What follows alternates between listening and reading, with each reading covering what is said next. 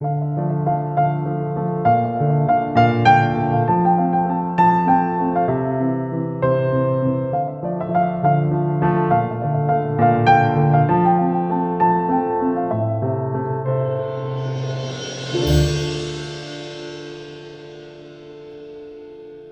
tarde a todos, sejam todos bem-vindos. Meu nome é Rodrigo Domingues, eu sou, junto com a Cláudia Atala e a Sarita Mota, um dos coordenadores do ciclo de seminários Cidades e Impérios.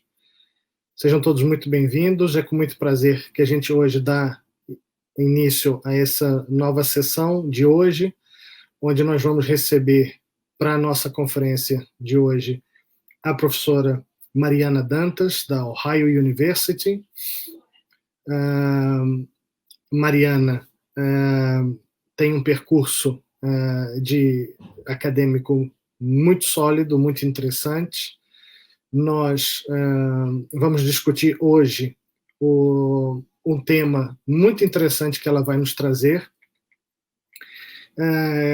O tema da conferência de hoje é Irmandades Negras, desenvolvimento urbano, engajamento cívico nas Minas Gerais colonial.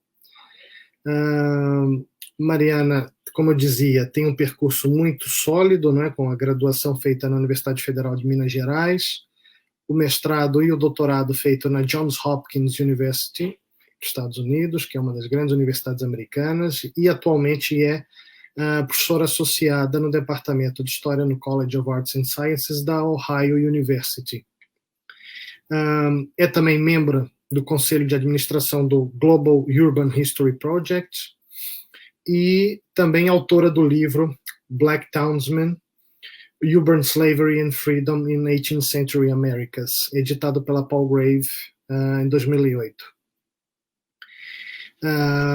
Mariana, seja muito bem-vinda. Agradecemos muito a tua presença. Tens agora, a partir de agora, então, aí, por volta de 30 minutos para a sua exposição. Nós agradecemos muito a sua disponibilidade de colaborar conosco. É um prazer tê-la aqui conosco no nosso ciclo de seminários. E lembrando para os nossos espectadores, pessoal que participa conosco já tradicionalmente, temos os canais abertos para fazerem as perguntas depois, no fim da exposição da Mariana. Mandem as suas mensagens, as suas perguntas, as suas questões e depois nós abriremos o espaço para debate logo em seguida. Mariana, uma vez mais, muito obrigado. A palavra é sua. Muito obrigado, Rodrigo. Eu queria começar agradecendo muito o convite feito pelo Rodrigo, a Cláudia, a Sarita, para dar essa conferência hoje e por essa oportunidade de colaborar com o projeto Cidades e Impérios. Deixa eu só compartilhar aqui a minha apresentação para a gente poder começar. Então, essa apresentação baseia-se em uma pesquisa que eu já vou avisando, ainda está em fase inicial, sobre o papel das Irmandades Negras no processo de urbanização em Minas Gerais durante o século XVIII. E eu sei que o Rodrigo, a Sarita e a Cláudia são experts em várias das coisas que eu vou falar hoje, então eu estou aguardando o feedback deles, que vai ser muito importante para esse projeto. O meu interesse nas Irmandades enquanto agentes de urbanização vem em parte do meu interesse mais amplo em examinar o papel da diáspora africana na formação do mundo atlântico. O estudo da formação das sociedades imperiais nas Américas invoca, eu diria, desproporcionalmente o papel de europeus na construção de instituições, espaços e práticas culturais.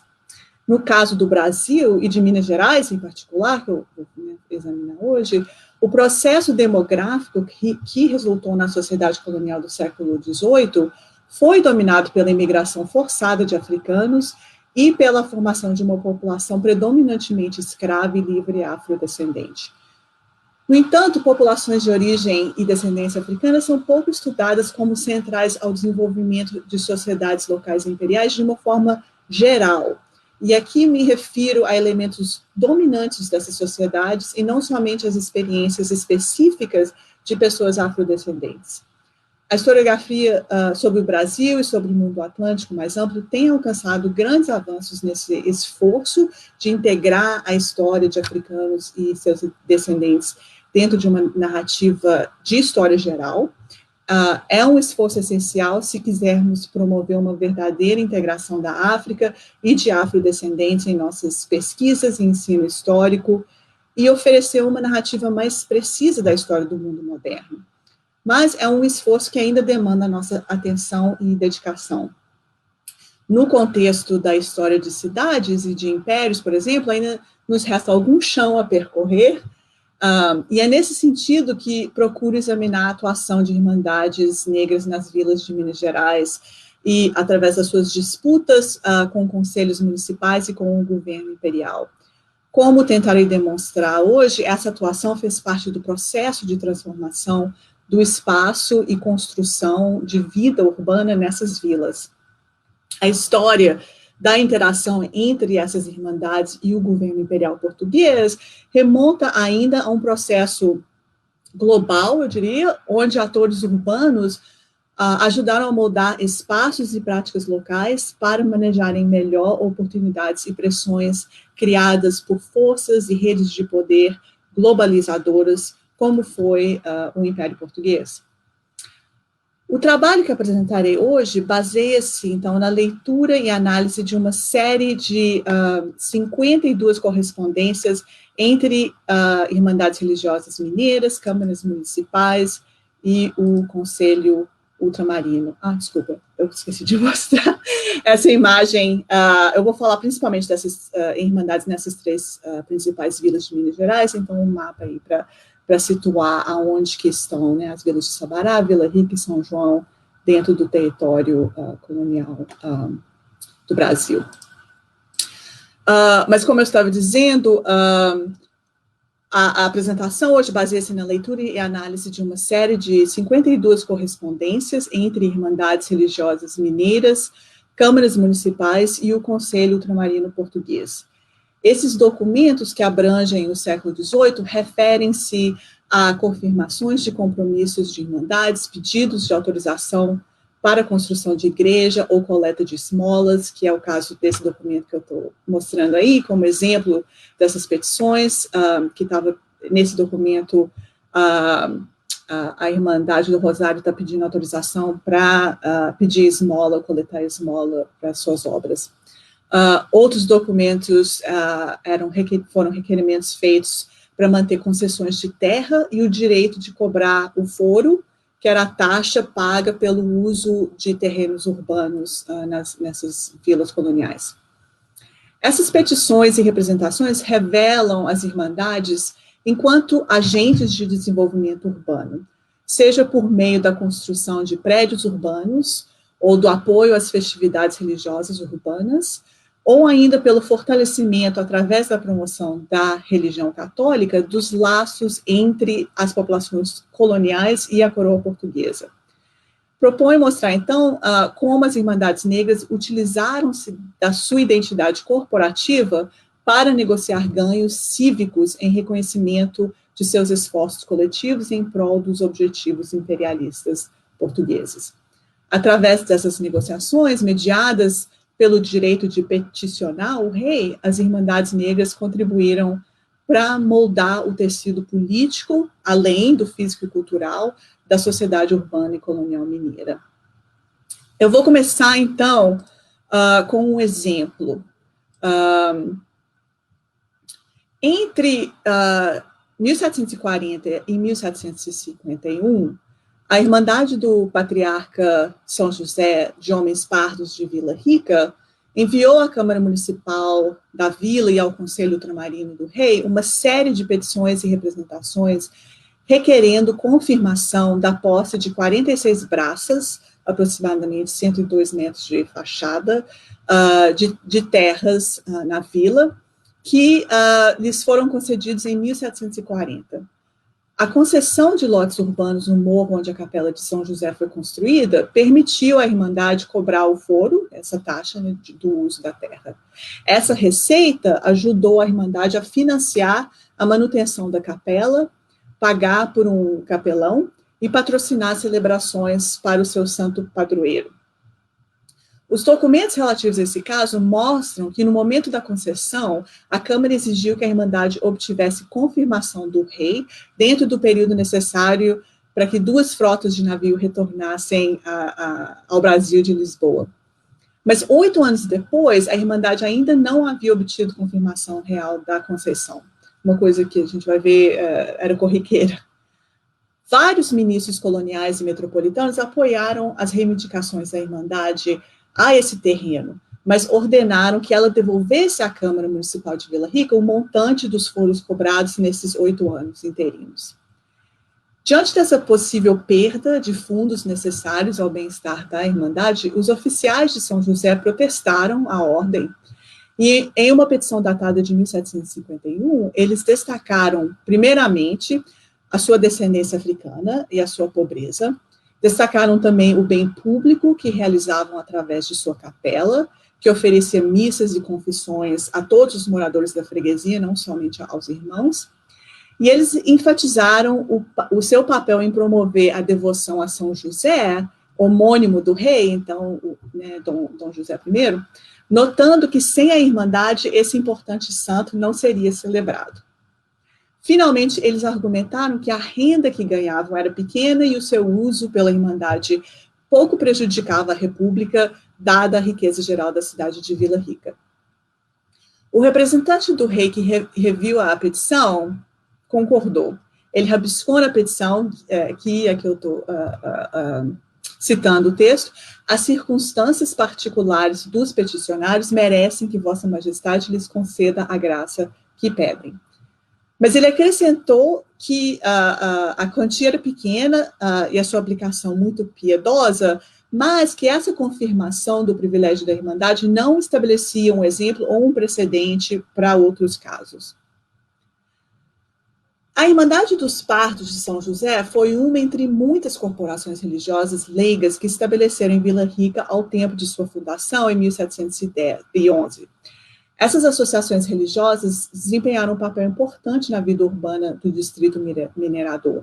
Seu principal objetivo era promover a devoção católica e atender às necessidades espirituais de seus membros, mas eles também patrocinaram a construção de igrejas, como a de São José, ajudaram a financiar festividades públicas e ofereceram alívio aos pobres e assistência aos irmãos.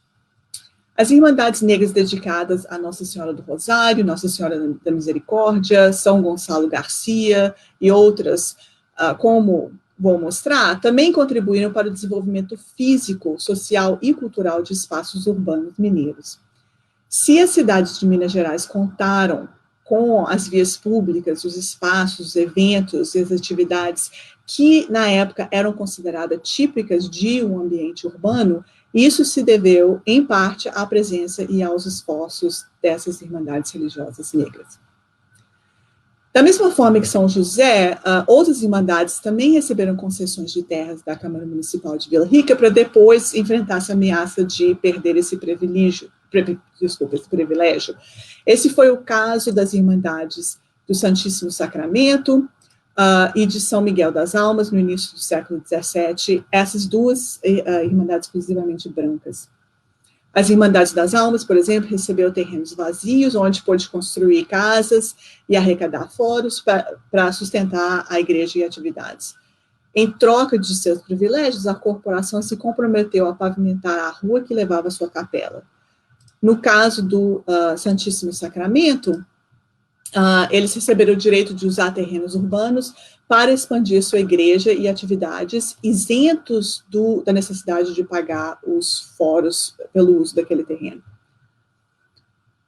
Como argumenta Cláudio Damasceno Fonseca, em seu livro sobre as aldeias e vilas de Minas Gerais, esse custo de planejar, construir e manter ruas públicas era bastante alto. Então, as câmaras municipais mineiras desenvolveram essa prática de trocar a obrigação do foro por melhorias urbanas, às vezes negociando com pessoas físicas, outras vezes com corporações como as Irmandades. Nas jovens vilas mineiras, as Irmandades tornaram-se, então, parceiras úteis dos esforços feitos pelo governo imperial português para estabelecer e expandir centros urbanos. Talvez por essa razão, as concessões feitas às Irmandades do Santíssimo e das Almas também foram eventualmente confirmadas pelo Conselho Ultramarino, como foi a petição da Irmandade de São José. Exemplos como estes ilustram, portanto, essa interseção entre interesses privados, corporativos e públicos no processo de desenvolvimento urbano que ocorreu nesses sertões do sudeste do Brasil colonial, que era Minas Gerais antes de se tornar a capitania de Minas Gerais. As cidades de Minas Gerais, como sabemos, foram estabelecidas no início do século XVIII como parte do projeto imperial para o distrito minerador. A descoberta do ouro nessa região atraiu um número grande de imigrantes de origens diversas, cujos esforços extrativos rapidamente produziram quantidades significativas de ouro. E disputas pelo acesso a veios auríferos, as ambições políticas de figuras locais, a dificuldade de coletar o quinto real e, finalmente, o constante temor de possíveis revoltas, em particular por populações escravizadas, levaram a coroa portuguesa a priorizar a presença de autoridades coloniais nas minas. E o estabelecimento de cidades com as suas respectivas câmaras municipais visava, assim, estabelecer a lei, a justiça e a ordem política portuguesa no interior da colônia. Para desenvolver esses centros urbanos, as câmaras municipais receberam, então, sesmarias, partes das quais elas podiam distribuir entre solicitantes de terras urbanas para a construção de casas e prédios urbanos. Estes, porém, esses beneficiados ficariam obrigados a pagar o foro, e esse sistema ajudaria a financiar as atividades governamentais das câmaras. Porém, várias câmaras municipais acharam que era economicamente mais interessante isentar, em alguns casos, corporações ou indivíduos do foro em troca dos beneficiamentos ao espaço urbano que eles se comprometessem a fazer. A importância das irmandades religiosas para o desenvolvimento e a vida cotidiana das cidades mineiras é bem aparente, então, nessas petições que essas corporações submeteram ao Conselho Ultramarino no decorrer dos 700. Primeiramente, esses documentos revelam que irmandades já estavam se beneficiando de concessões de terras ou isenção de foros, já estavam conduzindo várias atividades religiosas e sociais, mesmo antes de pedir a confirmação real e a licença para fazê-los. As suas petições sugerem, assim, que por quase meio século, essas associações religiosas conduziram suas atividades com alguma supervisão das autoridades seculares e religiosas locais, mas muitas vezes com relativa autonomia. E essa autonomia foi tolerada ao longo desse período, em parte por causa dessa utilidade das corporações para as vilas e comunidades mineiras. Em segundo lugar, as atividades e privilégios reivindicados pelas irmandades, embora às vezes suscitassem preocupações para a coroa, revelaram-se essenciais para o projeto imperial português. Promover a devoção católica era, afinal de contas, não apenas uma questão de piedade e moralidade, mas uma forma de reforçar a autoridade da coroa portuguesa enquanto representante da igreja e, assim, de legitimar suas leis. A parceria, então, da coroa com as irmandades leigas foi particularmente importante nas Minas, pois, como sabemos, ali o temor de que a presença e influência de ordens religiosas pudessem ofuscar a autoridade do rei ou facilitar o contrabando do ouro, levou a políticas restritivas, né, e a proibição à presença desses corpos religiosos. O estabelecimento de irmandades leigas foi, portanto, vital para os esforços religiosos de Portugal, uma vez, né, que essas ordens religiosas não podiam ali se instalar. A celebração de Corpus Christi também ilustra a necessidade das irmandades para a promoção da autoridade religiosa e política da coroa portuguesa. A celebração de Corpus Christi incluía uma procissão urbana, como explica Beatriz Catão Cruz Santos em seu livro O Corpo de Deus na América, e todos os habitantes dentro do perímetro urbano e todas as irmandades eram obrigadas a participar. As irmandades também a participar com assistência financeira. essa devoção comum ao corpo de Cristo, promovido pelo monarca português e sustentado em parte pelas irmandades, servia para cumprir a missão religiosa do Império Português, mas, mais importante, para reforçar a identificação cultural e política dos mineiros com o Império e com o seu rei. Mas no reinado de Dom José I, que começou em 1750, com a ascensão ao poder do seu secretário de Estado, né, Sebastião José de Carvalho e Melo,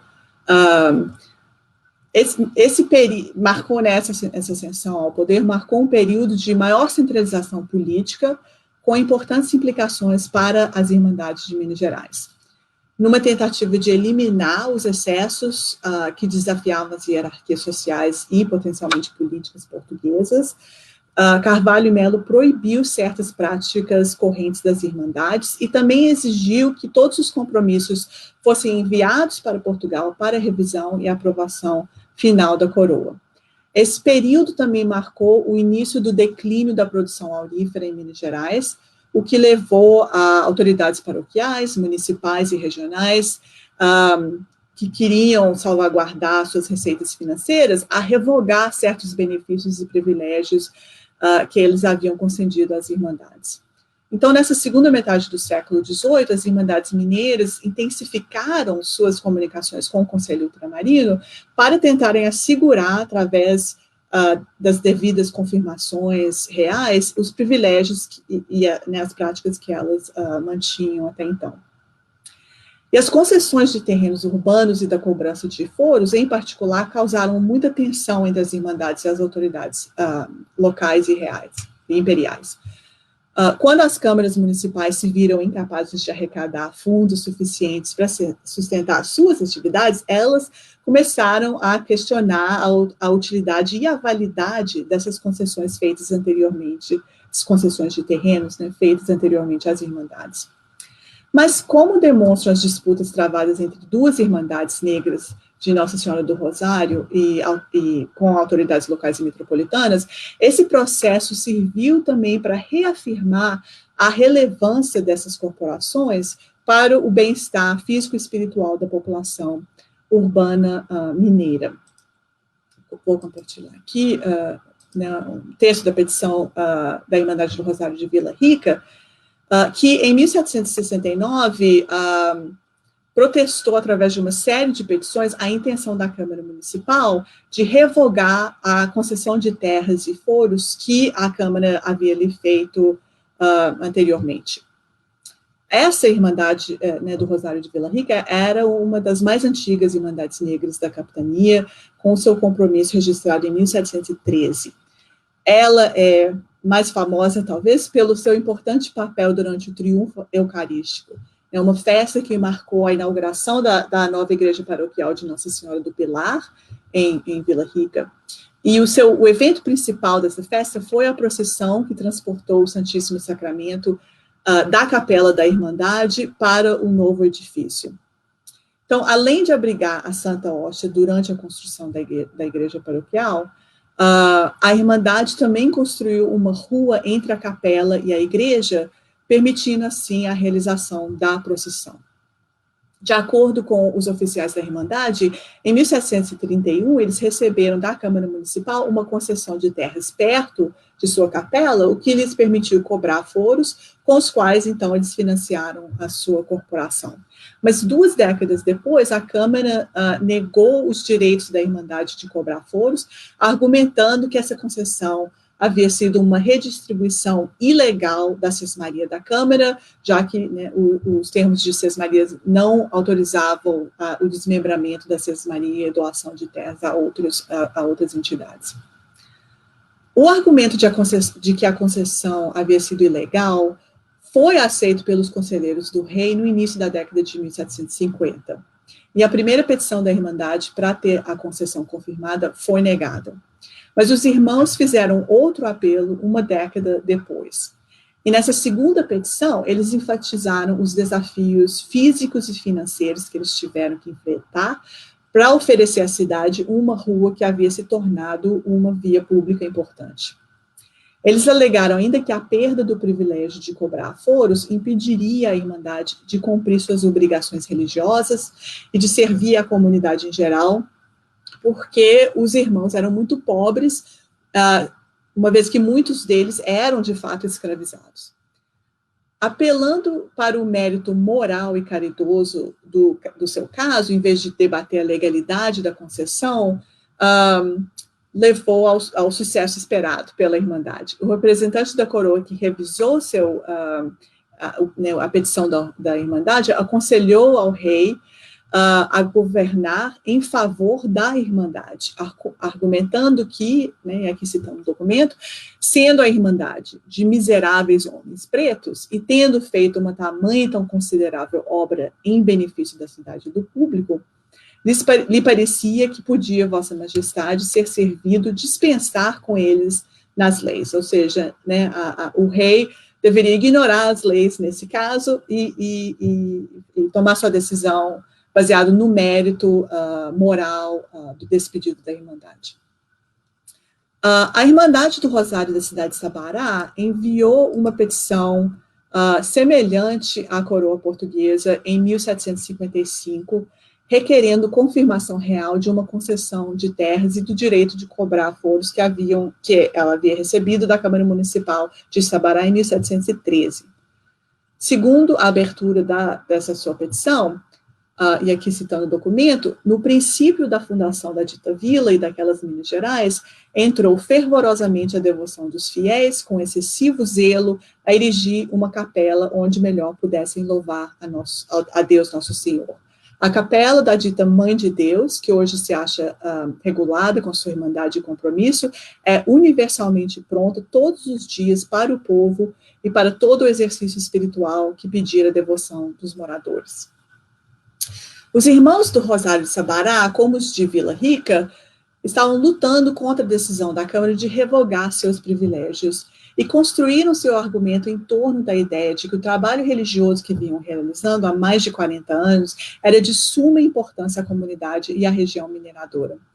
Eles também apelaram para a misericórdia e clemência real de Sua Majestade, a qual, disseram eles, em sua grandeza real, sempre priorizou o bem-estar espiritual de seus súditos em semelhantes casos.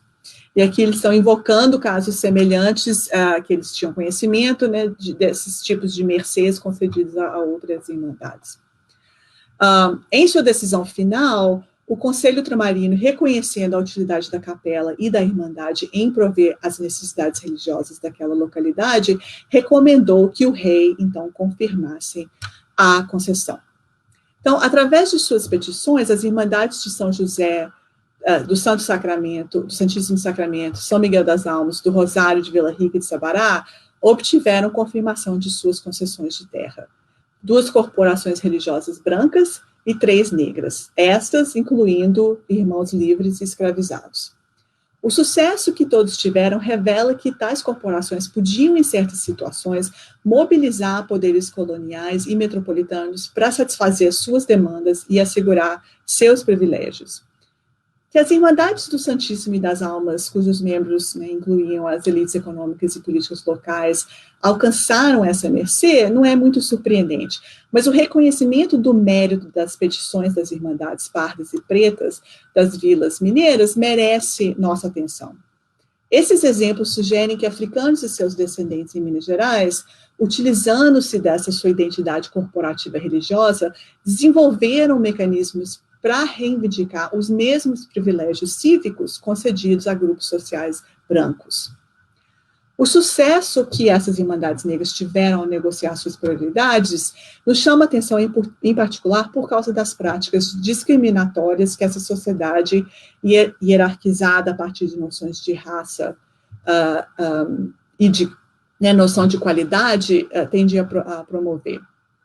Como demonstram o trabalho de historiadores brasileiros e portugueses, a sociedade imperial portuguesa regularmente usou de categorias socio-raciais para excluir pessoas classificadas de baixa qualidade ou condição de privilégios e direitos reservados à sua elite branca. o escravismo que moldou a sociedade colonial e, de fato, relações sociais de poder ao longo do mundo atlântico, normalizou ainda a exploração e subordinação de afrodescendentes, quer fossem livres ou escravos. Nesse contexto, os irmãos das confrarias negras se esforçaram para reformular o significado de categorias socio-raciais em suas interações discursivas com o governo imperial.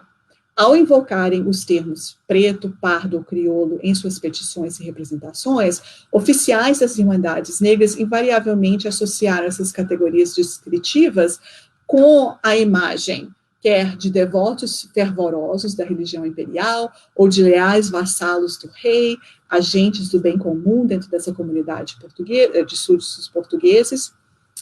E um outro instrumento discursivo comum a essa documentação é a referência à vulnerabilidade e à miséria dos irmãos negros, em especial por causa da condição de escravizado de um grande número deles. E é importante notar que o uso desse tropo do súdito vulnerável ou miserável foi comum na cultura da petição no mundo imperial português. Mas o que a gente vê aqui é a apropriação desse discurso pelas Irmandades Negras com o intuito de transformar categorias socio-raciais em uma vantagem ou mesmo um trunfo que naquele instante, mesmo efêmero, pudesse equilibrar um pouco a assimetria de poder que normalmente guiou tais interações. Em seu trabalho sobre identidades coletivas e comunitárias no Império Espanhol, a historiadora Tamar Herzog sugere que associações religiosas eram bastante atraentes para minorias sociais, porque elas ofereciam uma estrutura institucional em torno da qual indivíduos podiam se reunir e proteger seus interesses contra dinâmicas opressivas. A possibilidade de agir enquanto um coletivo e de mobilizar suas contribuições ao projeto imperial português para negociar os termos da sua presença pública nas cidades mineiras permitiu às Irmandades Negras reivindicar uma certa distinção social ou autonomia religiosa e cultural e até mesmo apropriação de espaços urbanos, como eu tenho mostrado. As petições dos Irmãos do Rosário, de São José e de outras irmandades fazem parte, por um lado, de uma longa tradição do antigo regime do uso de petições para requerer e negociar favores da coroa portuguesa. Mas, por outro lado, essas petições produzidas por afrodescendentes no contexto de uma sociedade escravocrata, intenta em subjugá-los e a consolidar a dominância branca, revelam também uma consciência cívica por parte dessas corporações. Então, para reforçar, eu tenho ainda alguns minutinhos para concluir? Parece que sim. Então, para reforçar esse ponto, eu queria terminar com mais um exemplo. Nesse caso, uma petição e representação ao Conselho Ultramarino da Irmandade de São Gonçalo Garcia dos Homens Pardos de São João del Rei, que requereu à Rainha Maria I o poder de forçar os donos de seus irmãos e irmãs escravizados a lhes vender a liberdade quando estes tivessem a condição de pagar por ela. No caso desse documento, os representantes da Irmandade não usaram imediatamente do tropo do súdito vulnerável ou miserável, apesar dessa ideia do miserável aparecer mais adiante na correspondência. Em seu lugar, eles invocaram o direito natural, a utilidade pública e o interesse da República. Mas se a linguagem desse documento mudou um pouco da linguagem dos outros que eu apresentei, refletindo talvez mais explicitamente o vocabulário da era das revoluções e não necessariamente do antigo regime, o que não mudou aqui foi a estratégia de associar a Irmandade ao projeto de governo e aos objetivos do Estado português. Como salientam os irmãos de São Gonçalo Garcia, a alforria de seus confrades beneficiaria a coroa, que assim, citando o documento, a coroa iria adquirir novos vassalos úteis ao Estado, novos agricultores para as terras, novos povoadores para os sertões, novos descobridores para as minas, novos oficiais em todo o gênero de manufaturas para o comércio. Essas e outras petições de Irmandades Negras revelam, então, mais do que uma estratégia retórica, mas também um engajamento político com o Império Português, onde eles se representam como integrantes constitutivos daquela comunidade cívica. As Irmandades Negras, então agora eu vou concluir mesmo. As Irmandades Negras que se formaram concomitantemente com os primeiros povoamentos de Minas Gerais tiveram uma atuação importante no desenvolvimento urbano da região. Como eu mostrei, ao mesmo tempo em que elas construíram suas capelas, igrejas, promoveram suas festas e auxiliaram seus irmãos, elas abriram ruas, mantiveram vias públicas, incentivaram o assentamento de moradores urbanos e sustentaram uma cultura religiosa urbana de caráter inevitavelmente político. Então, em suma, essas associações e corporações ajudaram a criar comunidades urbanas, devotas e politicamente leais nos sertões mineiros, onde conflitos, revoltas e os descaminhos do ouro, outrora, tanto preocuparam o governo imperial. E ao promover maior estabilidade na região, elas ajudaram ainda a estender ao interior do continente a rede urbana, governamental e institucional do império. Os esforços dessas irmandades lhes asseguraram a boa vontade da coroa portuguesa, mas os objetivos políticos desses irmãos e irmãs africanos e afrodescendentes não se limitaram a viabilizar esse projeto imperial português. Eles também buscaram redefinir o seu lugar nessas sociedades urbanas, reivindicando sua autonomia cultural e o seu uso de espaços públicos.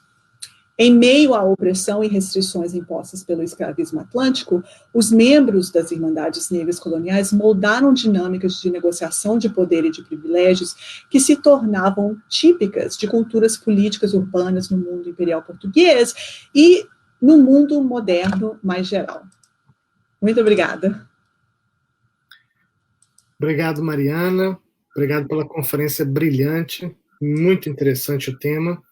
Queria aproveitar aqui, antes da gente começar aqui a nossa discussão, fazer aqui uns registros breves aqui, para fazer uma saudação aqui, desejar boa tarde e agradecer aqui o pessoal que está a participar conosco, agradecer aqui ao Adson Rodrigo, ao Jorge Aurélio, a Jane Matos, ao professor José Sutil, que está aqui também junto conosco, que também é nosso parceiro, ao Pavel Consuegra, que está falando lá de San Diego, na Califórnia, também acompanhando a conferência, o Alexandre Farias, que também está acompanhando lá de Seattle, lá também em Washington, e agradecer a todos por estar participando aí junto conosco, e vou abrir aqui primeiro, Mariana, já temos aqui algumas perguntas já aqui elencadas.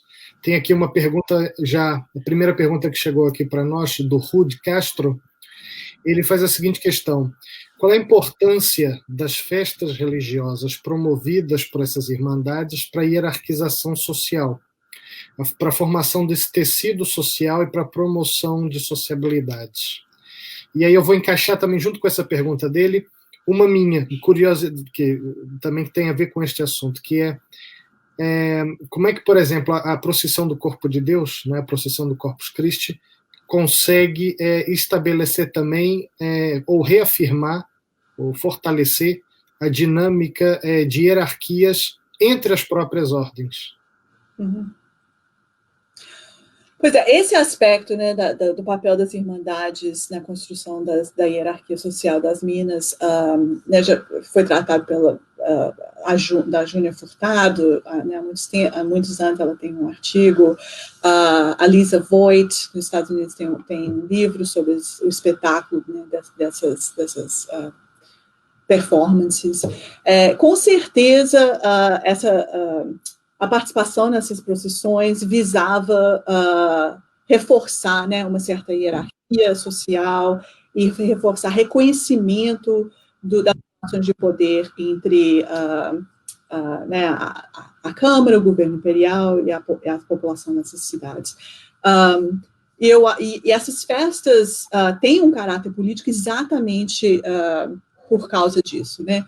Mas tem um livro muito interessante sobre o Festival de Corpus Christi em Cusco, no Peru, por uma antropóloga que chama Caroline Dean, onde ela mostra, né, usando imagens, pinturas da época, né, ela mostra a presença dos Inca nesses festivais como parte da performance, né, da conquista do corpo de Deus sobre os infiéis, né? E o argumento que ela apresenta é que enquanto o teatro que está acontecendo ali é um que reafirma a conquista religiosa, a presença de pessoas, né, dessa população indígena em vestuário inca, vai ser lido, vai ser interpretado pela audiência naquelas festas de uma forma variada, né? O registro cultural vai ser diferente dependendo do público ali, né? Então, ela argumenta que a presença desses essa presença inca ajudou, na verdade, a reforçar a identidade, a identificação com o passado inca, levando ao correr do período colonial a população indígena, que nem era inca, a se identificar como descendente dos incas, né? E aquilo gera uma identidade política forte para a população indígena e mestiça da época. Então, eu acho que enquanto sim, a intenção desses festivais era reforçar a hierarquia, era reforçar, né, o relacionamento político assimétrico, quando as irmandades são forçadas, né, a participar, por exemplo, do Festival de Corpus Christi, elas passam aquele é um momento também de se apresentar em público, né, de se vestir, de celebrar o seu santo, e o público que está consumindo aquela performance não necessariamente está ali pensando, né, que eles são subjugados do Império Português, né, mas eles estão se identificando com essa irmandade, né, com a pompa, né, da sua irmandade. Então, isso ajuda também a criar né, essa forma de identificação múltipla. E eu acho que, assim, sem perder a perspectiva de que realmente isso é uma sociedade, né, hierarquizada, de poder assimétrico, a gente pode ver isso, mas também ver a multiplicidade, né, de diferentes identidades, de diferentes politizações, né. Então, de ver o festival como um momento que tanto reforça a hierarquia, quanto contribui, né, para a formação de uma identidade política também separada, mais autônoma, e fundada, né, no coletivo da Irmandade. Ótimo, ótimo. Tem aqui uma outra questão também colocada aqui, registrar também aqui a presença da nossa coordenadora aqui também, da Cláudia, também está aqui acompanhando. E a Cláudia colocou uma questão também muito interessante. Primeiro, ela parabeniza pela apresentação, pelo estudo, e ela pergunta aqui, gostaria que a Mariana desenvolvesse, falasse um pouco mais sobre as relações dessas irmandades de pretos e pardos com redes políticas e outros tipos de sociabilidade para fora de Minas e na América Portuguesa. O que a Mariana consegue trazer aí para essa discussão? Obrigada, Cláudia, por essa pergunta.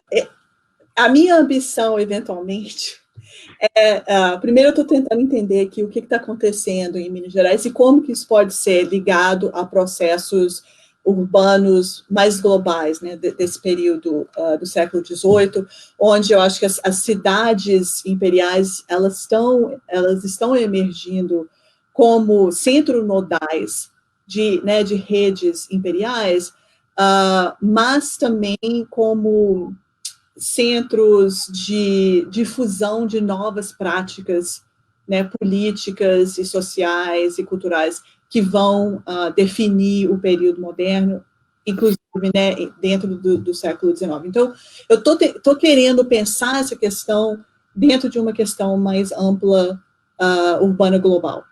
Mas uma das minhas ambições, então, infelizmente eu não tenho uma resposta para você, mas uma das minhas ambições é também começar a investigar a atuação dessas irmandades na África Portuguesa, né, em Goa e Macau, para pensar como que essa instituição, né, portuguesa está se difundindo através do Império Português, então, globalmente, né, porque o Império Português vem a ser um império global, mas criando dinâmicas locais que vão reinventar, vamos dizer, né, reinventar essa rede global a partir da perspectiva dessas populações indígenas que estão, né, apropriando essas instituições para desenvolverem sua própria identidade política nesse mundo globalizado. Então, a minha ambição é, né, ir a esses outros lugares, né, consultar essas outras documentações e colaborar. Então, se tiver alguém aí também que está trabalhando com irmandades portuguesas em outras partes do Império Português, eu gostaria muito de colaborar com outros historiadores para ver se a gente realmente consegue entender essas irmandades como né, uma importante rede de negociação de poder que está acontecendo aí no mundo português, e eventualmente também associar com o mundo espanhol, né, porque essas irmandades também estão atuando de maneiras semelhantes no mundo imperial espanhol. Com certeza. Queria aqui também registrar também aqui uma outra questão, presença aqui do nosso colega também que trabalha aqui conosco, o Iago.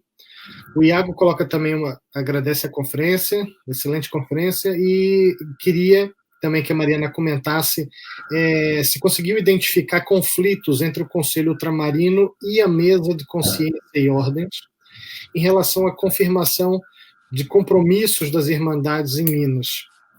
Ainda no campo dos conflitos, além dos que foram travados com autoridades locais sobre essas concessões e esses privilégios, a Mariana conseguiu perceber também conflitos ou outro tipo de atritos entre clérigos seculares e confrarias, e se sim, se houve diferenças entre essas irmandades negras e as irmandades brancas. Tá, então eu vou confessar que, minha desculpa é sempre que eu estou no início dessa pesquisa. Como eu ainda estou tentando catalogar a documentação Conselho Ultramarino, né, que alguns casos são páginas e páginas, né, repetição e resposta. Eu ainda não cheguei a olhar em outros arquivos. Mas eu sei que sim, havia conflito com os párocos seculares e uma coisa que eu ainda quero explorar é o papel das relações raciais dentro desse conflito. Então, uma das coisas que aparece na documentação, por exemplo, é o conflito entre né, os reverendos párocos, que têm certos monopólios, né, dentro da cultura religiosa, de liderar missas cantadas, né, certas funções religiosas, que reclamam que essas irmandades, né, em suas igrejas, estão realizando os mesmos tipos de ritos e atividades, sem, segundo eles, o direito de fazê-los, né? Então, existe sim, grande parte da documentação é um pouco essas reclamações que são apresentadas dentro desse recurso discursivo, né, da arrogância, né, dos negros em tentarem né, realizar esses tipos de ritos e de festas, né. Então, você vê, sim, uma tensão entre, né, os territórios de poder dos diferentes párocos, mas que está fundada em questões né, socio-raciais, de quem tem o mérito, quem tem o privilégio de organizar esses tipos de atividades. Lembrar o pessoal também que não está acompanhando aí, quiser colocar mais questões, eu vou aproveitar aqui o espaço também para colocar uma minha, que eu fiquei muito curioso, que na verdade são duas em uma. Pensar aqui numa pergunta assim, em duas escalas, em dois níveis diferentes de percepção. Eu achei muito interessante no início da tua intervenção essa questão da troca, né, dessa troca dos foros pela manutenção, né, pela participação das irmandades na manutenção dos equipamentos urbanos, né, das melhorias urbanas.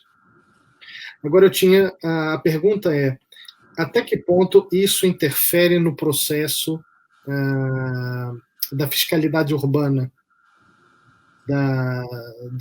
das cidades em Minas Gerais?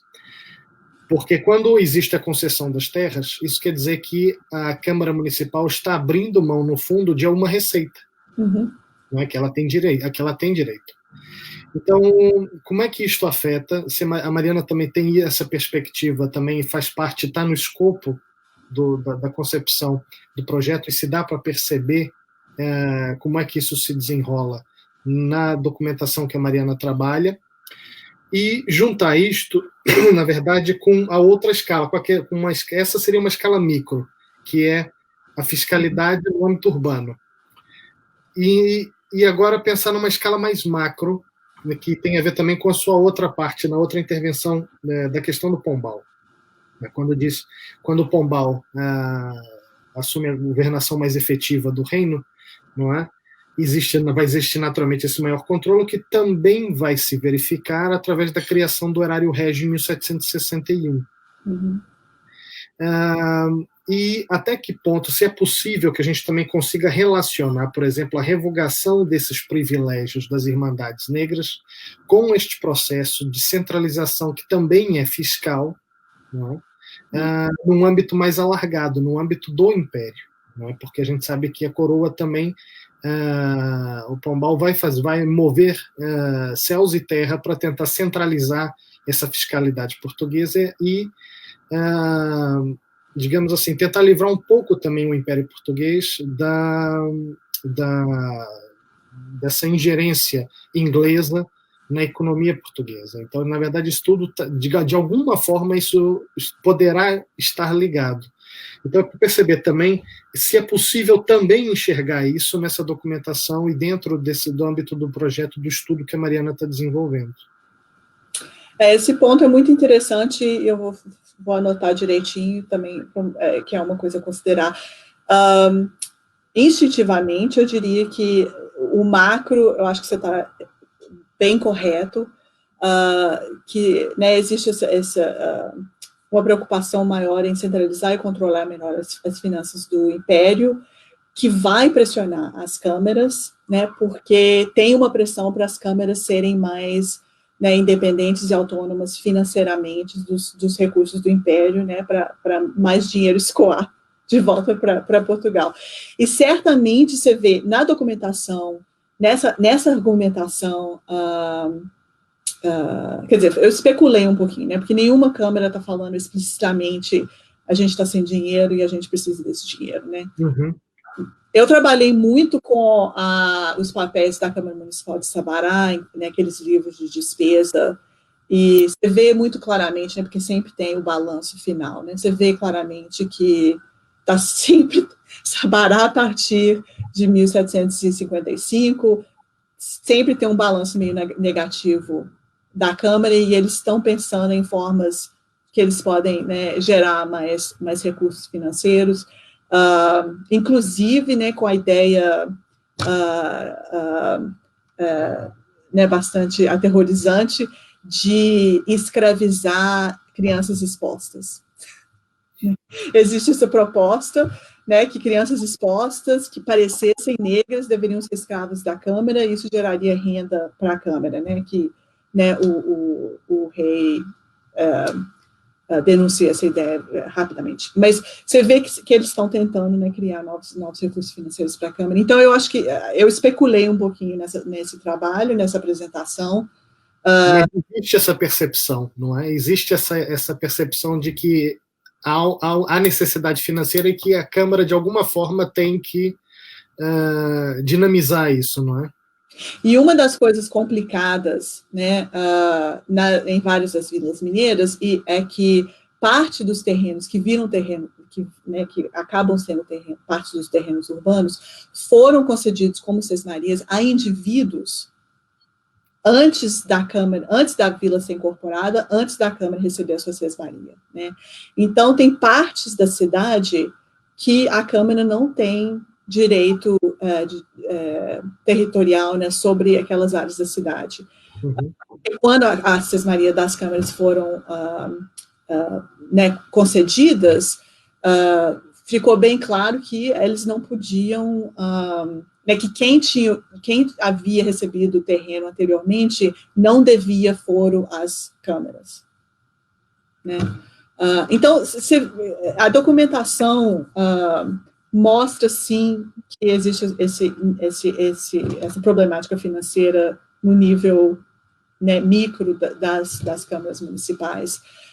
E eu acho que essa conexão que você está sugerindo com a reformulação, né, das finanças do Império a partir de 1760 é bem... eu tenho que investigar mais e inserir essa noção nessa discussão. Ótimo. Depois, numa outra oportunidade, vamos conversar aí, aproveitar também que é a minha área das finanças, a gente vai conversar sobre isso. Pois é. Várias das coisas que eu falei são a especialidade de vocês. Eu aprecio a ajuda. Eu vi que o Daniel tinha um comentário. Exato, eu aproveitar e vou colocar aqui também para jogo aqui uma outra pergunta que é do Daniel Precioso, também agradecer a participação dele.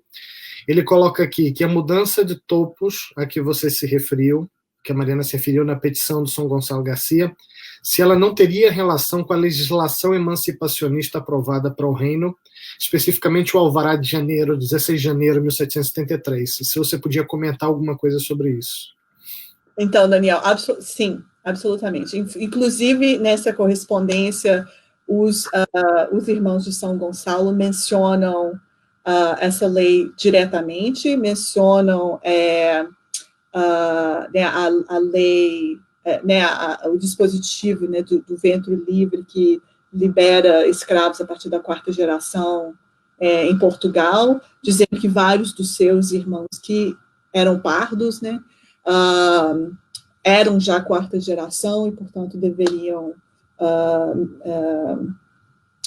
né, ter acesso a essa liberdade. Então, eles estão propondo a possibilidade, e essa é um pouco a retórica interessante dessas petições, né, porque eles estão propondo que a Irmandade possa ajudar os irmãos a comprarem a liberdade, né, então eles não estão demandando abertamente a liberdade, mas lá na página 4 ou 5 da representação, eles, de fato, falam, e, na verdade, vários dos irmãos, e não, se eles estivessem em Portugal, teriam concedido a liberdade, porque eles já são 4ª geração. Então, absolutamente sim, e essa menção, né, desse período emancipacionista me sugere também que eu talvez possa mudar a linguagem um pouco no meu trabalho, e não só referenciar a era das revoluções, mas essa era do debate difícil falar isso, emancipacionista no mundo atlântico, né? Então, essas ideias estão circulando, né? Você vê que as pessoas escravizadas em Minas sabem dessa legislação, né, e estão tentando achar jeitos, achar um discurso argumentativo para usar essa informação de forma a fortalecer as suas reivindicações. Então, obrigado por essa referência, e eu vou incluir isso, com certeza. Tem aqui mais questões, tem aqui uma questão da Priscila, agradecer também a participação da Priscila, mas a pergunta dela também já vai muito na direção daquela que eu te coloquei antes, né, quer saber se as investidas para retirar essas concessões têm a ver com esse projeto político pombalino de controlar as autonomias corporativas, sobretudo, né, com essa relação com a fiscalidade. A gente tocou no assunto, mas se a Mariana quiser comentar mais alguma coisa sobre isso, sobretudo sobre essa parte da autonomia corporativa. Pois o que eu comentaria é que não houve concessão de sesmarias às Irmandades Negras, né? Sim. Houve uma concessão de direito de usar um terreno pela Câmara, mas a Câmara manteve, a Câmara é que tinha a sesmaria. Mas essa negociação do foro, né, depois, quando essas câmaras começam a ter problemas financeiros, elas vão, né, ler o texto, aquele texto pequenininho, né, dos contratos, que falava que a sesmaria é uma concessão também, né, não é como se a corporação, nesse caso as câmeras, fossem proprietárias, né, da terra, porque o rei é o proprietário da terra. Então, nesse sentido, só o rei teria o direito de redistribuir essa terra, né? Então, as câmaras não tinham esse direito. Então, eles vão usar desse argumento para falar, então, que eles haviam dado essas concessões, né, o direito às irmandades de coletar o foro, em erro, e que as práticas dessas irmandades, então, agora eram consideradas ilegais. Então, é interessante ver esse tipo de negociação, né, como que né, Antônio Herculano, né, que fala sobre a hierarquia da sociedade portuguesa, falando, né, que ele fala, né, que essas discussões de mobilidade social e tal não tem muito cabimento, porque tudo vem do rei, né? Só o rei que pode mudar o posicionamento de um grupo ou de uma pessoa dentro dessa sociedade do antigo regime. Então, você vê aqui o rei, então, decidindo que, né, o menor mal é continuar, deixar essa prática ilegal continuar, para que as irmandades, né, possam continuar também a exercer suas funções religiosas.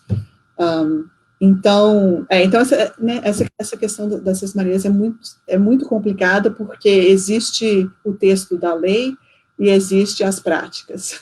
Uhum. As práticas são muito moldadas por, né, essas questões locais, né, a preocupação em manter a estabilidade, de manter uma certa harmonia,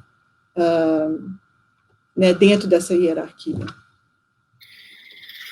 Mariana, ótimo. Eu vou aproveitar que eu me lembrei aqui de uma outra questão. A gente tem aqui mais questões, mas eu vou colocar uma outra aqui, porque pensando voltando um pouco atrás naquela questão da participação das irmandades na questão das melhorias urbanas, se a Mariana consegue ver também nessa documentação que trabalha e no âmbito do projeto, alguma relação dessas melhorias urbanas que são utilizadas, né, na participação das irmandades nessas obras, dos equipamentos urbanos em troca dos foros, se existe alguma relação concreta, por exemplo, com o plano arquitetônico urbanístico da cidade, com o ordenamento urbano, vamos dizer assim, se há alguma espécie, se na documentação a gente consegue perceber alguma espécie de preocupação com alguma espécie de ordenamento ou plano de ordenamento urbano dentro das cidades. Porque uma vez que eles interferem, é lógico que a Câmara, quando faz essa troca, de alguma maneira, talvez possa fazer essa troca de maneira consciente ou não, pensando em tentar desenvolver os equipamentos urbanos em áreas específicas da cidade, onde eles detectassem maiores necessidades de intervenções mais ativas. Não sei se faz sentido isso ou não. Sim, sim. Pois é, a questão do planejamento urbano, né, no período colonial e nessa região é meio complicada, porque tem sido muito... como é que fala? Ad hoc, muito sem planejamento. Exato. Mas você vê algumas dessas irmandades recebendo... Então, é uma pergunta interessante que eu também... Seria bom tentar mapear, né, essas capelas e igrejas para ter uma noção espacial, onde que elas estão, né, aparecendo. Então, você está me dando uma ideia boa aí. Porque se você pensar, por exemplo, a Capela de São José, a Igreja de Nossa Senhora do Rosário, em Sabará, né, a Capela de São Gonçalo, elas estão todas no que a gente poderia, né, chamar de periferia do centro urbano dessas vilas mineiras, né? E o acesso a esses terrenos, né, uma das coisas que as irmandades estão fazendo é encorajando a ocupação mesmo, né, desses terrenos. Então, né, se a Irmandade, então, né, recebe esse terreno como concessão e negocia com o irmão a concessão de parte desse terreno, a expectativa é a construção de uma casa, né? Em vários desses concessões de fóruns, se a pessoa não construir a casa, ela perdia o direito, né?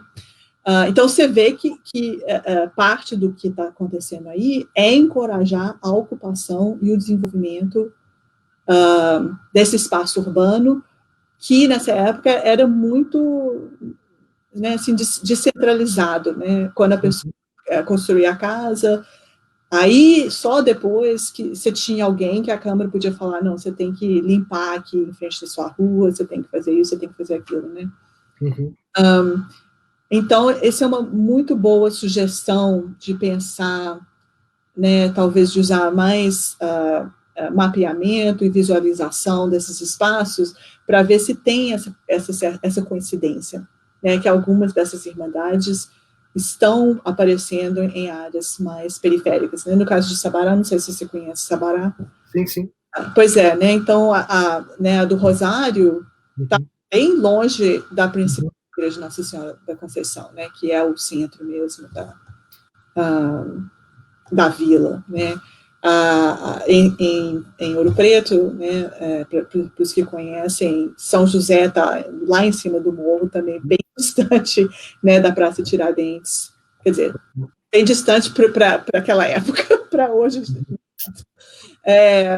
Mas, né, quando você vai lá hoje, claro, a cidade está bem desenvolvida em torno dessas capelas, mas eu acho que você tem razão que na época em que eles estão construindo essas capelas, essas são áreas né, de pouco desenvolvimento físico urbano. Aproveitar também aqui para registrar aqui a presença do Arlindo Paliotti também, dizendo excelente palestra, agradecendo. E colocar aqui também uma pergunta da nossa colega também, co-coordenadora aqui também do nosso ciclo de seminários, a Sarita. Boa tarde. Também gostaria que a Mariana comentasse um pouco mais sobre o papel do apoio de assistência às crianças abandonadas pelas Irmandades.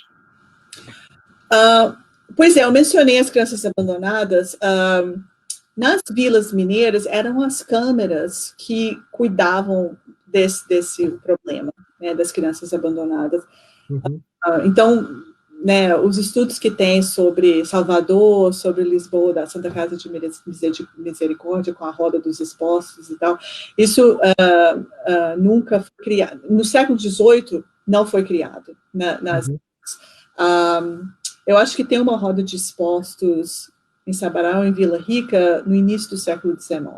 Então, é um período que eu não trabalhei muito com ele. Então, as câmeras é que tinham essa função de acolher e depois depositar os expostos em casas de pessoas que, para isso, recebiam uma certa ajuda financeira. Então, se alguém tiver interessado em história da exposição, né, de crianças nas vilas mineiras, esses registros de dispensas das câmeras são os documentos que você tem que olhar, porque são páginas e páginas de despesas, né, anotadas lá pelo tesoureiro da Câmara, de quantias que são pagas a geralmente mulheres, muitas delas mulheres forras, para sustentação e criação de crianças expostas. E é por isso que as câmaras municipais de Minas Gerais propõem essa ideia de que eles deveriam ter o direito de discernir se uma criança é filho de escrava, porque você tem o abandonamento de crianças por mães escravas, porque, né, segundo a lei, o exposto é ingênuo, né, então ele não pode ser considerado, ele é livre por nascimento, né, porque você não sabe os pais. Então, era uma forma de garantir que a criança de mulheres escravas fossem criadas como livres. E as câmaras denunciam isso como uma prática recorrente e pedem autorização para escravizar esses expostos, criá-los como escravos e depois gerar receita a partir do sistema, né, de ganho. Sim.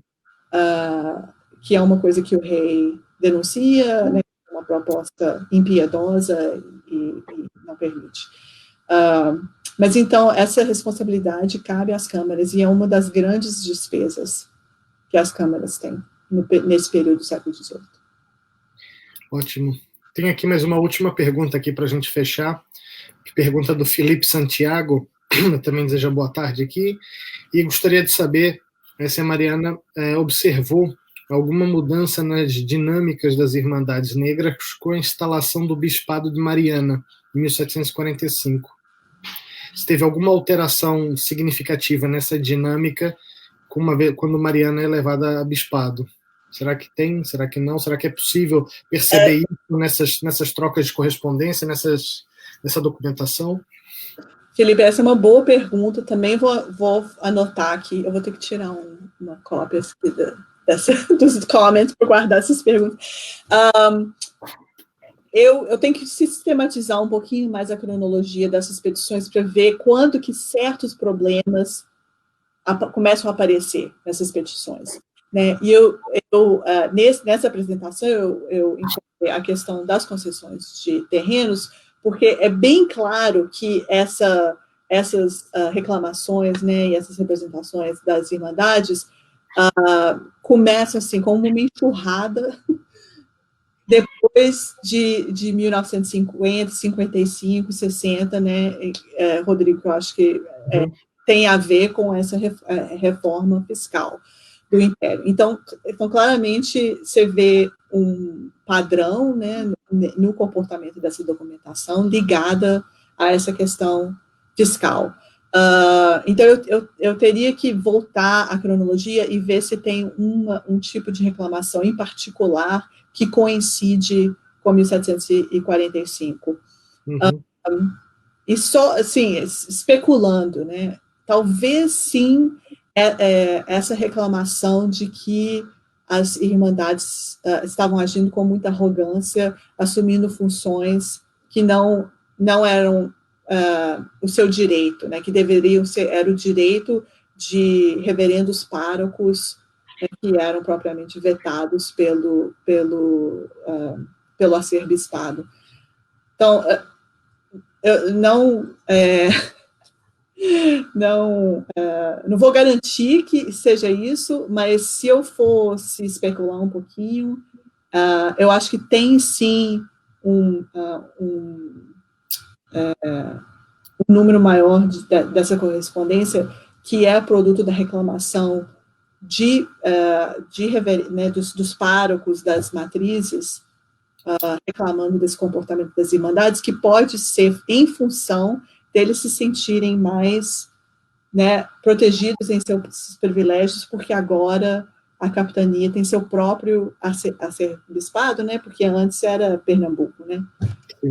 Então, né, muito distante para ajudar em qualquer coisa. Mas a partir do momento que está ali em Mariana, é possível que os párocos das matrizes se sintam mais confiantes, né, em começar a reclamar sobre a atuação dessas irmandades. Mas eu vou investigar isso, que é uma boa sugestão. Obrigada. Com certeza. Mariana, a gente vai aproveitar aqui que a gente já está chegando no nosso fim do nosso tempo. Vou aproveitar para agradecer a participação de todos que estiveram aqui conosco, colocaram as perguntas, agradecer a você por participar conosco, por estar disponível, pela tua disponibilidade aqui de cooperar conosco, de fazer essa apresentação ótima, essa discussão muito rica que a gente teve hoje. Lembrar a todos que quem precisar depois dos certificados de participação, o link para emissão de certificados já está disponível lá aqui nos comentários. Agradecer a participação de todos. Mariana, muito obrigado. Foi muito proveitoso. E fica aqui, então, agora o nosso repto para que a gente possa continuar a nossa cooperação. Sim. Não é? Sem dúvida, que vai, de certeza que vai ser uma cooperação que vai render muitos frutos. E, uma vez mais, muito obrigado. E muito obrigada a todo mundo, muito obrigado por essas sugestões e perguntas, eu tenho muito a refletir agora, vai ser muito bom. agradecer mais uma vez a todos. Obrigado a todos aí pela participação e pela audiência hoje, durante esse ano. Lembrando que no ano que vem agora, 2021, a gente retoma o nosso ciclo. Fiquem atentos aí com as próximas conferências nos nossos canais, né, no Facebook, no Instagram. Fiquem atentos aí à nossa agenda, que a gente vai ter mais coisa boa aí pela frente em 2021. Obrigado a todos e até a próxima. Queria falar boas festas a todos e eu queria poder mostrar para vocês a vista da minha janela, que está nevando aqui. Pensando em todos vocês que estão no Rio, no calor. Vamos ver se eu consigo voltar para casa. Com esse registro natalício, então, a gente encerra da neve. Um abraço para todos e até a próxima, até o ano que vem. Fiquem atentos, continuem conosco acompanhando os nossos seminários. Obrigado, um abraço para todos. Até a próxima.